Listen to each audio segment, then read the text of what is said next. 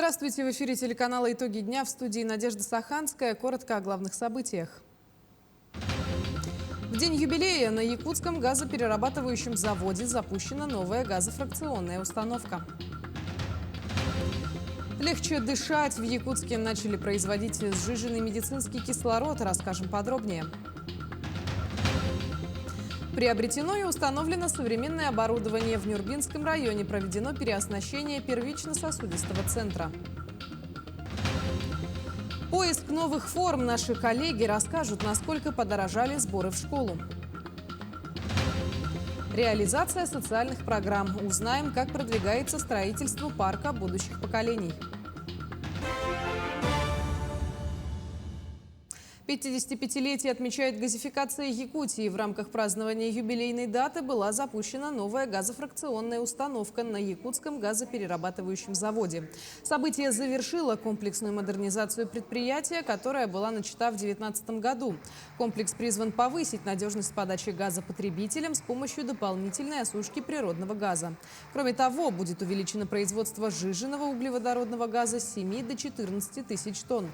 Между тем, на торжественном мероприятии, посвященном 55-летию газификации, глава республики поздравил всех работников отрасли и отметил их достижения. Якутский газ должен служить на благо якутян для экономического роста республики.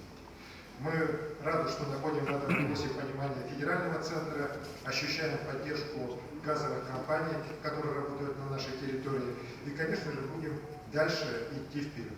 Уверен, что совместными усилиями мы достигнем всех поставленных целей, реализуем все намеченные планы во благо всех жителей Якутии. С 1 сентября ученики автошкол будут больше водить в городе, чем на площадке. Что нового? В сентябре в России вступают в силу новые законы. Подробности далее. Вступают в силу новые правила выбора управляющей компании. Теперь компании нужно набрать 50% от общего числа голосов собственников помещений. Раньше такое решение могло быть принято лишь четвертью голосов всех собственников. Закон исключит потенциальные конфликтные ситуации и затруднит фальсификации.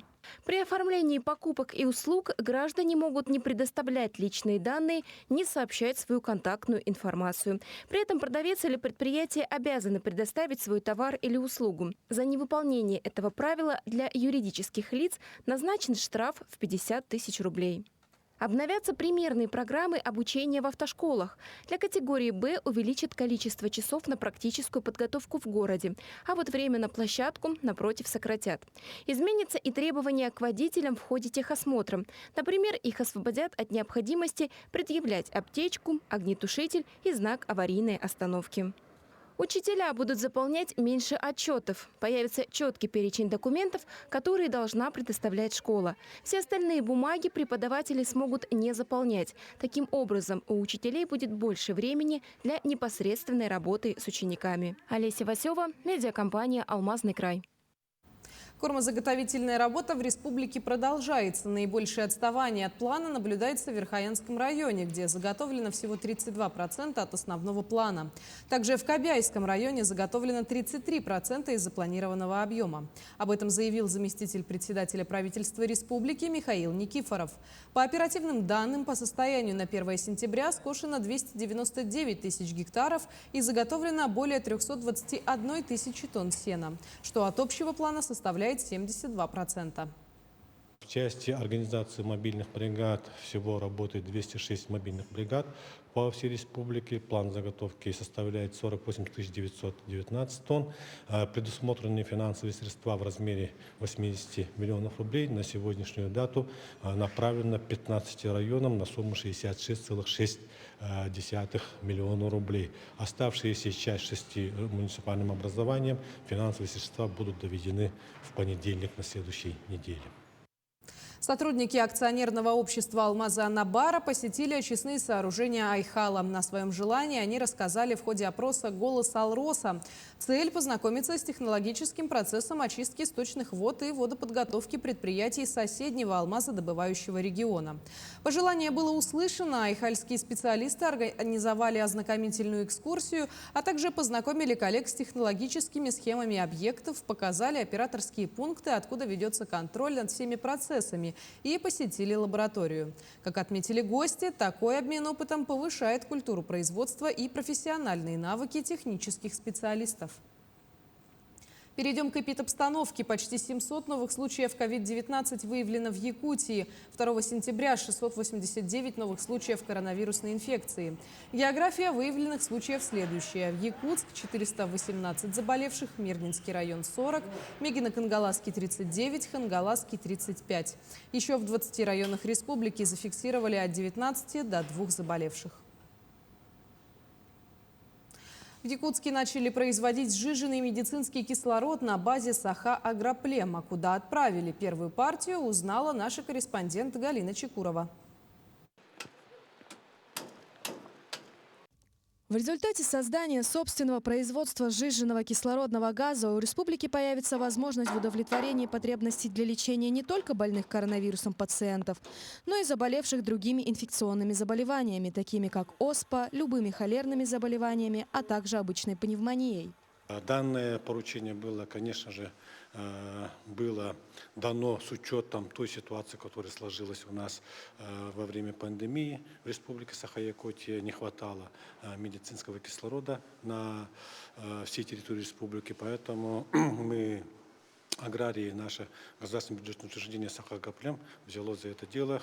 На данный момент в отделе азотно-кислородной добывающей станции трудятся 10 работников, в которые ходят 4 аппаратчика, 4 машиниста компрессора, инженер и начальник станции. В службе контроля качества 3 химико-технолога. Саха-Агроплем выполнил свою задачу, поставленную правительством Республики Саха-Якутия, и выполнил ее на 100%, получив все разрешительные документы, лицензии и свидетельства на медицинский жидкий кислород. В торжественной обстановке первую партию медицинского кислорода отправили в Якутскую республиканскую клиническую больницу. Стоит отметить, что столичные медицинские учреждения имеют все необходимое оборудование для эксплуатации медицинского газа. Так, уже в этом году были введены в эксплуатацию новые современные кислородные станции в республиканских больницах номер 1, номер 2 и номер 3. Уже на днях 4 новые кислородные станции заработают в городе Мирном. Поэтому в первую очередь это сделано для жителей наших республик и для стопроцентной обеспеченности медицинским кислородом. Теперь больше мы не зависим от других регионов, от доставки, от логистики, от других проблем. Ранее Минсельхоз и правительство региона выделили средства на приобретение воздухоразделительной установки, благодаря чему сейчас специалисты могут производить до 4 тонн жидкого кислорода в сутки, что дает возможность обеспечить кислородом не только городские, но и республиканские больницы. Галина Чекурова, Семен Семенов, Якутск. В Нюрбинском районе в рамках региональной программы «Борьба с сердечно-сосудистыми заболеваниями» нацпроекта здравоохранения в этом году проведено переоснащение первично-сосудистого центра.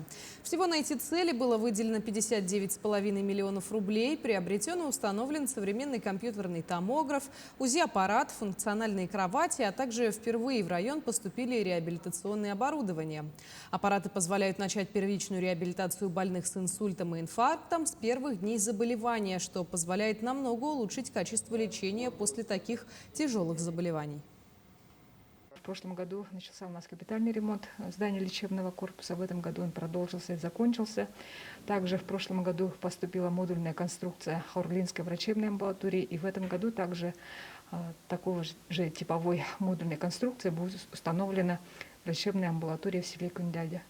Также в рамках национального проекта поступили автотранспорт для оказания экстренной и неотложной медицинской помощи жителям населенных пунктов. За 2 года реализации национального проекта здравоохранения было выделено финансирование на сумму более 155,5 миллионов рублей.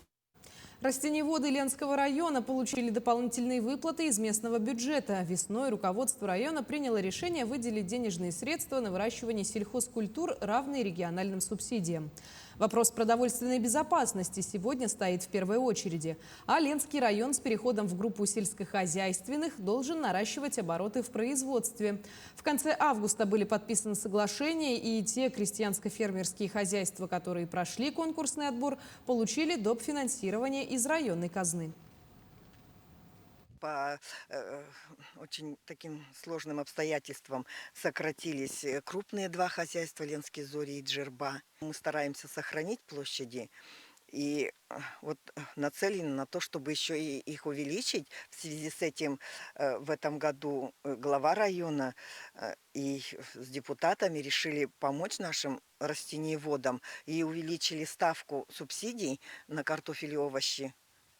Ну, как бы в 2 раза, да, 2 раза. Поэтому вот сейчас мы уже соглашение заключили. То есть, допустим, на 1 гектар картофеля, да, 23 тысячи, если с республики идет, дополнительно на такую же сумму будет софинансировано с бюджета района. И по овощам открытого грунта то же самое. Чтобы крестьяне увеличили свои земли, также будет районом проведена работа в организации по оформлению земель подпахотных, да, вот, которые заброшенные земли есть. 2 сентября в нашей стране отмечено как День окончания Второй мировой войны. Эта дата установлена в знак памяти о соотечественниках, которые проявили героизм и преданность и погибли за свободу и независимость своей родины. В Нерюнгри состоялся торжественный митинг у мемориала славы Ника в городском парке. Здесь собрались руководители города, депутаты, ветераны и представители общественности. К подножию монумента возложили цветы, а память павших почтили минутой молчания. Выступающие отметили значительный вклад в великую победу советских людей и жителей республики. И именно эта история достойна быть увековеченной в памяти наших граждан и молодого поколения. Мы благодарны нашим труженикам тыла, которые участницам, вернее ветеранам Великой Отечественной, которые восстановили из разрухи нашу страну. Нам остается только поддержать и приумножить нашу славу, наше богатство. 102-летний ветеран Великой Отечественной войны Михаил Михайлович Дьячковский встречает окончание Второй мировой войны в своем родном селе Шологон в Горном районе. Призванный в действующую Красную армию в 1943 году, рядовой Михаил Дьячковский служил в 94-й стрелковой дивизии Забайкальского фронта. Японскую войну прошел с танковой дивизией 2-го Украинского фронта. На родину вернулся в 1947 году с медалями за боевые заслуги и за победу над Японией. Сегодня, в день окончания Второй мировой войны, от имени всех жителей Горного района глава Никита Андреев вручил уважаемому ветерану сертификат на 1 миллион рублей. И я думаю, что сегодня, в этот праздничный день, они в одном строю присоединяются к нашим поздравлениям, чествуют наших ветеранов, обнимают их, и уже, скажем так, полностью они понимают все то, чем наши деды занимались. И полностью они поддерживают всю ту политику, которую ведет наше государство, наш президент. Является живым свидетелем тех боевых действий, и является ярким примером борьбы за свободу и независимость нашей страны. И сегодня этот момент еще более актуальный, на мой взгляд, в связи с проведением специальной военной операции. Собрать ребенка в новом учебном году обойдется родителям в 22 тысячи рублей. Набор первоклассника подорожал на 15%. В ситуации разбирались наши коллеги.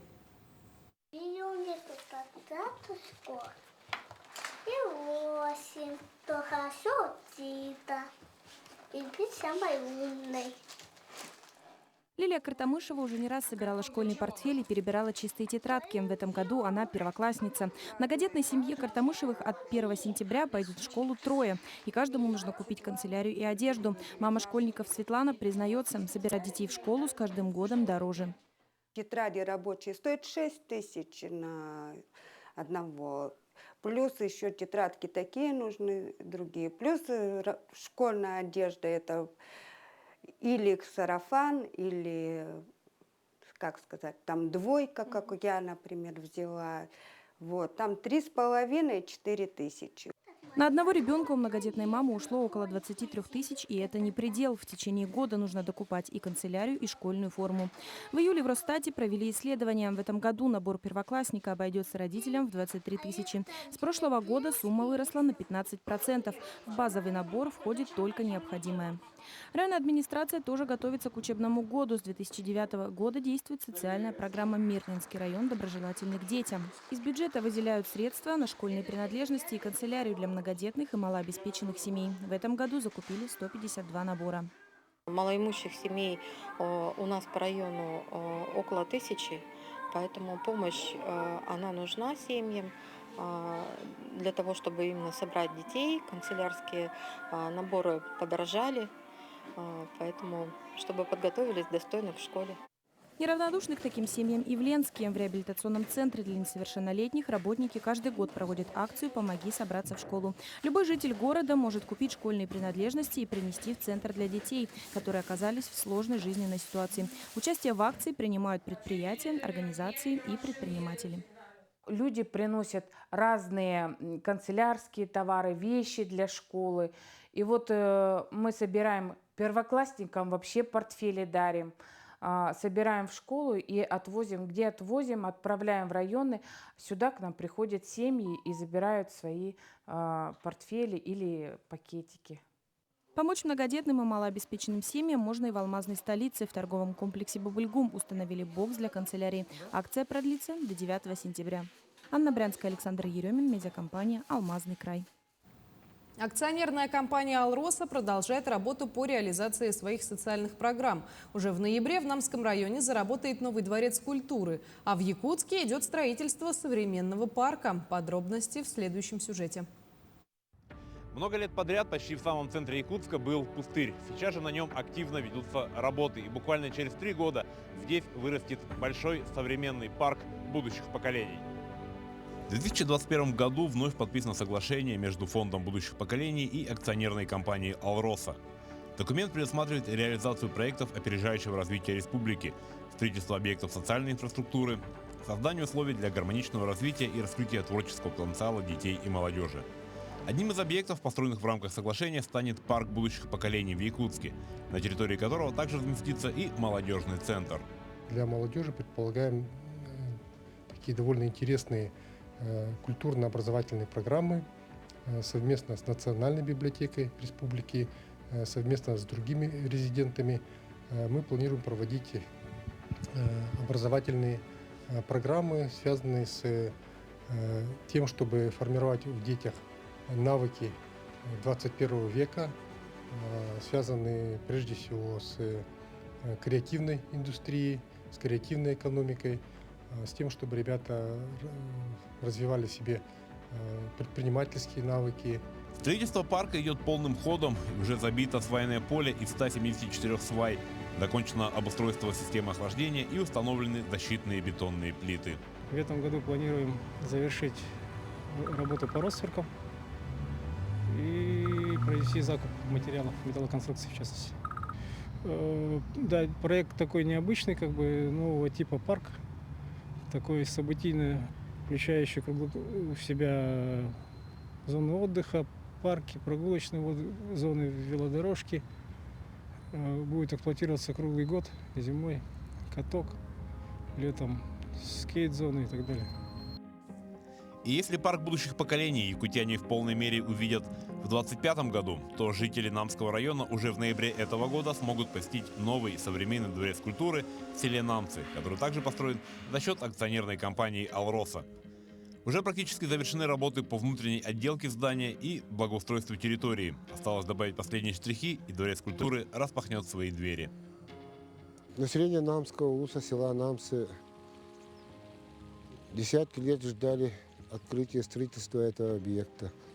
В этом здании будут размещаться наши учреждения культуры, такие как библиотека, управление культуры, культурно-досуговое учреждение. С вводом этого здания, я уверен, в Намском районе будет взрыв развития культуры. Всего же с 2011 года в Фонд будущих поколений акционерной компании «Алроса» было направлено более 8 миллиардов рублей. За счет этих средств в 30 улусах республики были построены школы, детские сады, спортивные и культурные объекты, больницы, реабилитационные центры и жилые дома. И в будущем акционерная компания «Алроса» намерена выполнять все взятые на себя обязательства. Все социальные проекты в республике будут реализованы. Тем временем в селе Екакит Алданского района открыли парк отдыха. Новое общественное пространство – первый шаг на пути создания комфортной, благоустроенной среды в селе в рамках государственно-частного партнерства. На открытии парка побывали наши корреспонденты. Вся наша деятельность должна быть направлена на человека и на создание благоприятной инфраструктуры, которая его окружает. Об этом говорил глава республики Айсен Николаев, будучи в Алданском районе в конце июля. Причем в задачу должны погрузиться не только государственные органы, но и промышленные предприятия, малый бизнес, общество.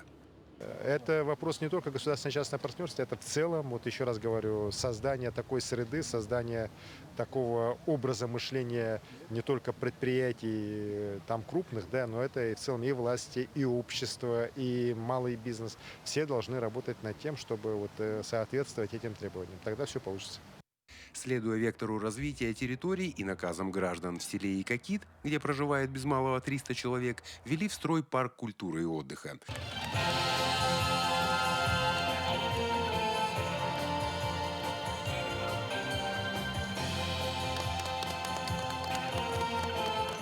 Мы сегодня должны работать для каждого человека, для того, чтобы ему было жить комфортно, в благоустройстве, чтобы чувствовали заботу от государства, ну и как от нас, от глав.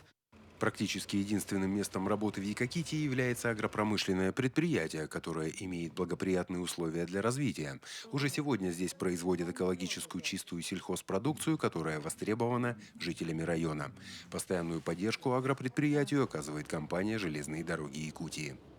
Железные дороги Якутии являются социально ориентированным предприятием. Мы сотрудничаем с главами поселений Алданского района, в частности, и республики. В целом мы стараемся поддержать все инициативы на уровне аппарата управления. У нас стоят серьезные задачи, которые мы тщательно выполняем. Подобное государственно-частное партнерство способствует развитию территорий не только в городах, но и в таких маленьких поселках, как Екакит. Люди ценят внимание и благодарны за новые возможности. У нас же ведь деревня, все днем работают, а вечером хочется отдохнуть.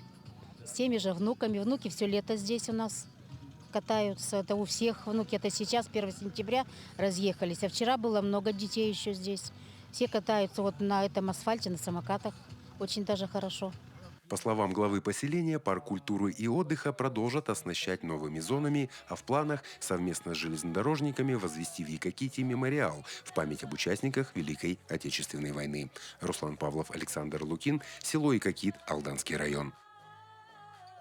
Во Владивостоке стартуют Дни якутского кино. В рамках Восточного экономического форума и празднования столетия образования республики будет показ якутских фильмов «Холодное золото», «Джулур Мас Рестлинг», «Дикий челлендж», «Вертолет» и «Бюгюн Былыр». 2 сентября прошла пресс-конференция с представителями якутского кинематографа. На встрече режиссеры рассказали о своих фильмах, о том, какие смыслы они вкладывали в картины и что хотели донести до зрителя. Все фильмы будут показывать бесплатно для жителей и гостей Приморья. Этот фильм мы снимали в 2018 году, но из-за пандемии фильм вообще, сам съемочный процесс растянулся. И, к счастью, в 2022 году мы показали фильм по всей России, в том числе и во Владивостоке.